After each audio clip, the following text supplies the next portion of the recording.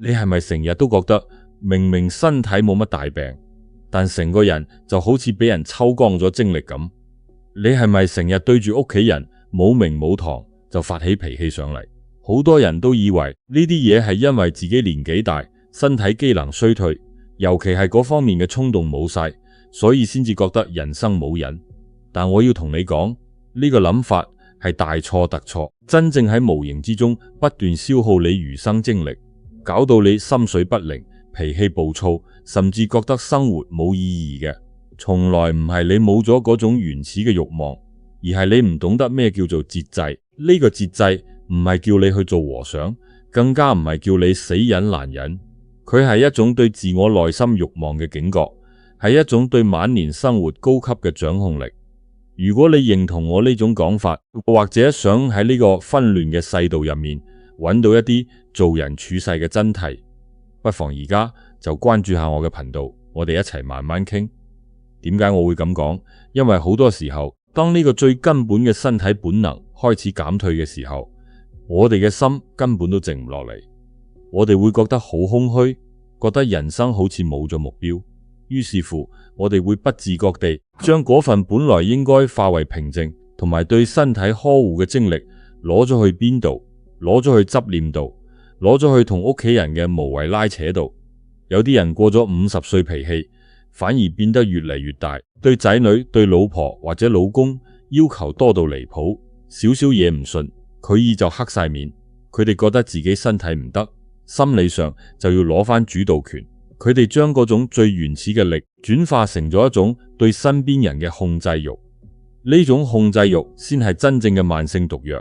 佢無聲無息，一日一日咁去侵蝕你嘅心氣，令你唔單止身體攰，連個心都攰到不得了。你覺得係因為生理上嘅衰退，所以先搞到自己咁辛苦。但我想同你講，真正令你產生呢種巨大挫敗感嘅，從來都唔係身體，係你嘅精神同心理。你唔能夠接受自己身體嘅變化，你就會揾其他嘢嚟填補。而你呢種填補就係對自身元氣最大嘅消耗。所以你話真正毀咗你嘅係性慾減退，錯啦。真正毀咗你嘅係你唔懂節制，唔懂節制自己嗰股無定向嘅怒火，唔懂節制自己對他人嘅苛責。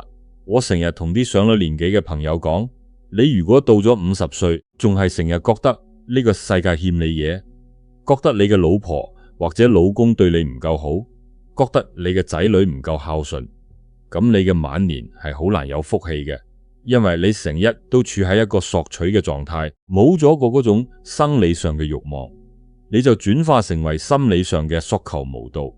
你越係想要別人俾你情緒價值，你就越係會失望。呢個係必然嘅規律嚟嘅。你可以望下身邊唔少嘅同齡人，明明已經賺夠咗錢，仔女又大晒，好應該係享清福嘅時候，但佢哋終日遮怨，覺得呢度唔妥，嗰度唔妥。佢哋嘅身體真係有大問題咩？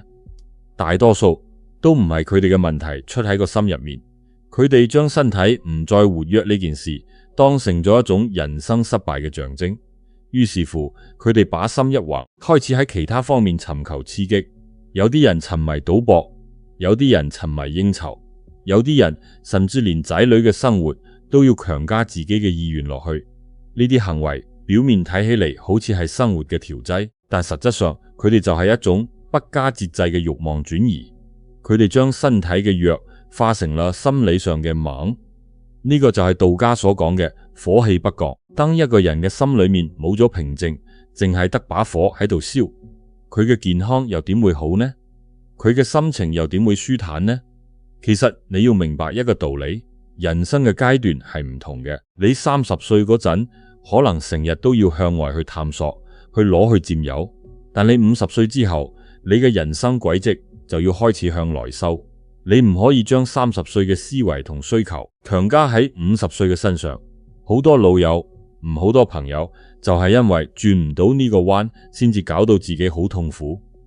佢哋成日懷緬過去，覺得自己當年幾咁威風，而家又幾咁無用。佢哋唔知道人生就係一個季節交替嘅過程。夏天有夏天下嘅熱烈，秋天有秋天嘅豐收同涼快。你唔能夠要求自己永遠都處於夏天，你要接受自己步入秋天，然後去享用秋天嘅成果，而唔係去同夏天比較。如果你做唔到呢一點，你就唔識得節制，你就永遠都處於一種不滿意嘅狀態入面，日日都鬱鬱寡歡。跟住就要講到最現實、最折磨人嘅一環，就係夫妻之間嗰種無言嘅拉扯。好多老人家夫妻幾十年，但係到咗50幾歲，身體嘅機能退化，兩公婆之間嗰種最親密嘅互動變得少之又少，或者變得好被動。呢個時候，好多問題就會浮出水面。唔係話你唔愛對方，而係你覺得自己冇咗嗰個需求，你唔知點樣去處理呢個空窗期。於是乎，好多太太就會覺得老公冷淡，好多先生就會覺得老婆煩厭。佢哋唔知道呢個其實係一個心理上嘅適應期。如果大家冇辦法喺呢個階段揾到一個新嘅相處模式，就會產生好大嘅猜忌同埋埋怨。你話真正消耗你餘生嘅係冇咗性慾呢件事本身咩？唔係真正消耗你嘅，係你因為呢件事而產生嘅猜忌，同埋你唔識得去調節夫妻關係嘅節制。你諗下，你同你嘅另一半以前可能好多共同嘅話題，有共同嘅目標，一齊捱過咗好多難關。但到咗呢個年紀，仔女大咗，飛咗出去屋企，得返你哋兩個，你哋突然之間發現，原來除咗瞓覺之外，大家竟然冇咩好傾。如果呢個時候你哋各自嘅心思又冇節制咁向住消極嘅方向發展，一個覺得對方唔理自己，一個覺得對方煩住自己，咁成個屋企就會變成一個無聲嘅戰場。呢種無聲嘅消耗，比起你身體上冇咗嗰種衝動，要致命100倍。好多老人家嘅抑鬱，好多老人家嘅失眠，都係由呢種夫妻之間嘅疏離感引起嘅。但係你問佢哋，佢哋又講唔出究竟係咩問題，淨係覺得心翳，覺得好攰。呢個就係心理上唔節制嘅後果，佢將你嘅心神拉入咗一個死胡同入面。大家不妨諗下，你哋屋企係咪都有類似嘅情況？明明大家坐喺同一張梳化，但係大家各懷鬼胎，覺得好陌生，係咪真係覺得好攰啊？如果你有呢種感覺，不妨喺評論區留低2個字，叫心酸，我實會睇到，因為我好明白呢種無聲嘅煎熬。咁究竟點樣先至叫做真正嘅節制呢？我哋華人文化入面成日講養生，好多人將養生等同咗食補做運動。我話你知，呢啲都係次要嘅，養生最重要嘅一環係守神。你要識得節制自己嘅妄想，節制自己嘅情緒，先至可以守住自己嘅精氣神。你唔好以為只要我唔再沉迷色欲，就叫做節制。如果係咁簡單，咁全世界嘅和尚都應該好長命、好精神啦。其實唔係所謂嘅節制，係一種覺悟，係一種你對自己生命節奏嘅重新掌控。當你發現自己開始對老婆發脾氣，當你發現自己成日對仔女指指點點，你就要識得即刻停低，問下自己，我係咪又俾情緒控制咗我？我係咪將一啲冇必要嘅期許加咗喺別人身上？如果你能夠喺呢個時候剎制，你就叫做懂得節制。節制唔係叫你壓抑，壓抑係對身體有害嘅。節制係一種疏導，就好似一條河，你唔能夠硬生生堵死佢，你要幫佢揾一條合適嘅渠道，等啲水流出去，去灌溉其他嘢。你嗰份精力唔再需要用喺夫妻嘅床笫之間，你就可以將佢攞去行山，攞去寫字，攞去同3、5知己飲茶傾偈，甚至攞去學一門你年輕時候想學但又冇時間學嘅手藝。當你將呢份精力轉化成其他有意義嘅活動，你就會發現原來你嘅生命力係可以咁樣延續落去嘅。你嘅身體雖然行得慢啲，但係你嘅心會變得好豐盈。好多老人家就係因為冇辦法完成呢個疏導嘅過程，佢哋嘅身體機能就係咁樣急速咁衰退落去，因為佢哋嘅心死咗，佢哋覺得人生已經行到盡頭，冇晒寄託。所以節制嘅真諦就係幫自己揾翻一個新嘅目標。你話點樣可以喺唔走極端嘅情況下去引導呢一股力量呢？好簡單，你只要每日抽少少時間，完全屬於你自己。咩叫做完全屬於你自己？就係你乜嘢都唔好諗，唔好諗個仔幾時結婚，唔好諗老婆今日有冇煮飯，你淨係將自己嘅心神放喺自己嘅呼吸上面。一開始可能會好難，你坐唔定2分鐘就會想攞手機嚟睇，但係你慢慢去練，試下每日坐喺窗台邊望下街外嘅人，聽下風吹嘅聲音，呢種靜坐，呢種守靜就係最有效嘅節制。佢唔單止可以幫你平復嗰種因為身體變化而產生嘅焦慮，仲可以幫你建立一種全新嘅心理狀態，我稱之為晚年嘅底氣。有了呢個底氣，你就唔會再因為自己冇咗性慾而覺得自卑，你亦唔會再因為伴侶嘅冷淡而覺得憤怒，因為你知道你嘅快樂，你嘅完整唔需要再依賴外界嘅刺激，你自己就可以俾到自己。當你真係做得到呢種節制，你會發現你嘅脾氣會好咗，你同屋企人嘅關係都會好咗，因為以前你一直喺嗰度索取，而家你學會咗自己消化，你唔會再將無謂嘅焦慮同壓力掟俾你身邊最親嘅人。好多時夫妻之間嘅矛盾就係咁樣化解嘅。當一個人唔再苛求對方，佢對嘅另一半就會自然咁放鬆落嚟。兩個放鬆嘅人喺埋一齊，就算冇咗嗰種身體上嘅激情，佢哋嘅情感反而會更加深厚。佢哋可以喺一齊靜靜咁睇電視，一齊去街市買餸，一齊去公園散步。呢種平靜嘅陪伴先係晚年最頂級嘅幸福。所以話，真正消耗你餘生嘅，從來唔係你冇咗能力，而係你唔識得節制，唔識得將嗰股好外求嘅力量收翻嚟，內化成為自己嘅平和。你話呢個世界有幾多人為咗嗰啲無謂嘅虛火，搞到自己成日心水不寧？我見得太多啦。有啲人明明已經賺夠錢，但係佢硬係要同人比仔女嘅成就，比邊個住嘅樓大。呢啲就係心火唔滅。你成日掛住去比較，你嘅心就永遠都唔會定落嚟，而你嘅身體機能、你嘅精力就係喺呢啲無謂嘅比較同埋拉扯入面一點一滴咁流失。你話係咪好唔抵？你明明可以過得好舒服，明明可以享受人生，但係因為心入面嗰團火唔肯熄，你就搞到自己成日都好似打仗咁。所以真係要好好咁去審視下自己，究竟你而家嘅生活係咪俾呢種無節制嘅慾望控制咗？你諗下，當你連身體上最原始嘅嗰個慾望都開始減退嘅時候，你仲要俾其他心理上嘅慾望去折磨自己，係咪好傻？我成日同自己講，到咗呢個年紀，最緊要嘅就係2個字：放下。你唔好成日諗住以前自己有幾威風，都唔好成日諗住以後自己會幾慘。你淨係要睇住而家每日點樣過好佢。你能夠做到呢一點，你就已經係一個識得節制嘅人。節制唔係叫你乜都唔做，節制係叫你唔好做無用嘅事。做人處事要拎得起放得低，你嘅身體唔再需要你咁勞碌，你就要識得停低，等你嘅心去喘息。你唔好以為你每日喺度抱怨，喺度發脾氣，你嘅身體就會好返，唔會嘅。你越係咁樣，你嘅精神就消耗得越快。好多老人家之所以早早咁就走咗，唔係因為佢哋嘅身體就病得好嚴重，而係佢哋嘅心先死咗。佢哋覺得人生冇希望，覺得冇人明白佢哋，最後就鬱鬱而終。呢個就係一個活生生嘅教訓，提醒我哋要識得調心。咁你可能會問，我身體的確係有變化，我做唔到以前咁活力充沛，我點樣先可以唔令自己咁沮喪呢？我話你知，你要接受佢，接受自己會老，接受自己會慢落嚟，呢個係自然規律，你唔需要覺得恐懼。當你真正接受咗呢個現實，你嘅心就會定落嚟，然後你就可以開始去安排你嘅生活節奏。唔好逼自己去做一啲你身體應付唔嚟嘅事。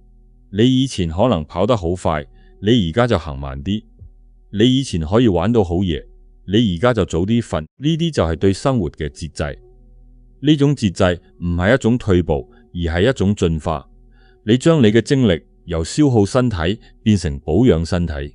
你唔會再因為屋企人唔理解你而發火，你會耐心去同佢哋講，甚至唔再強求佢哋去理解你自己去消化，因為你知道咁樣先至可以保存你嘅元氣。好多老人家嘅智慧就係建基喺呢種節制之上嘅，佢哋唔再強求，所以佢哋活得自在。記住，你唔好將節制睇成係一種犧牲，佢唔係叫你放棄快樂，而係叫你放棄嗰啲會傷害你嘅嘢。你同家人嘅關係唔需要靠你不斷咁付出或者索取去維持，你只要靠一種安穩嘅陪伴就可以。你唔需要再向任何人證明你嘅價值，因為你自己嘅內心已經足夠強大。呢種強大就係由節制所帶俾你嘅，你會有好大嘅空間去思考自己真正想要嘅嘢，你唔再被外間嘅聲音所干擾。你想下，如果你嘅生活真係可以變成咁，你仲會唔會覺得噏噏？你仲會唔會覺得人生冇意義？唔會啦，你會覺得好充實。雖然你冇咗年輕時候嗰種旺盛嘅精力，但你換嚟嘅係一種深沉嘅平靜。呢種平靜先係你餘生最寶貴嘅財富。你話如果唔識得節制，淨係日日喺度怨天尤人，你又會得到啲咩呢？你淨係會得到一日比一日多嘅負面情緒，同埋一日比一日差嘅身體。所以點樣去揀，你自己心中有數啦。我成日都話，做人就好似煲湯咁，你要識得控制火候。火太大，啲水會煲乾；火太細，啲湯又煲唔出味。你嘅人生去到50歲之後，就係要轉細火。你唔好再用以前嗰種大火猛煲，你要用文火，慢慢咁去燉你嘅身體、你嘅婚姻、你嘅家庭，都需要呢種文火。如果到咗呢個年紀，你仲係嗰度同人哋鬥氣，仲係嗰度同家人嗌交，你就等於將把火耗到最大。你係咪覺得自己啲精力好似倒水咁倒出去？你係咪覺得自己瞓極都唔夠？呢個就係你火候唔啱嘅後果。我同你講，如果你發現自己有呢啲情況，你就要即刻調校。我唔係叫你壓抑情緒，而係叫你疏導情緒。你如果覺得好嬲，你就去打下太鼓，或者去海旁跑下圈。你唔好將啲火氣積聚喺心入面，亦唔好將佢發洩喺屋企人身上。你要將佢轉化成為運動，轉化為笑容，轉化為你對自己生命嘅欣賞。你話點解我咁強調要轉化呢？因為呢個係人類心理學上最有效嘅方法。你身體上嘅原始慾望，佢唔會憑空消失嘅，佢只會變成另一種形式，可能係焦慮，可能係煩躁，可能係控制慾。如果你能夠睇穿呢個心理機制，你就會明白，原來我嗰種對屋企人無厘頭嘅怒火，係嚟自於我對自己身體無能嘅恐懼。你能夠明白呢一點，你就能夠將呢種恐懼消化。當你消化咗佢，你就唔會再去攻擊你嘅屋企人，你甚至會覺得內疚。原來我一直都誤會咗佢哋。當你開始識得自責，你就已經開始走向節制嘅第一步啦。因為你終於可以將嗰把向外燒嘅火收翻嚟。內省，內省就係高級嘅節制。你唔再向內求，你轉向內求，你求自己平靜，求自己安穩。呢個先係真正嘅修行，唔係叫你日日着住件袈裟去念經，而係要你喺生活嘅每一個細節入面都保持住一種覺知。你話如果我做到咁樣，我嘅晚年會係點樣嘅呢？我話你知，你會過得非常之咁舒服。你唔會再有嗰種日夜顛倒嘅失眠，因為你嘅心係靜嘅。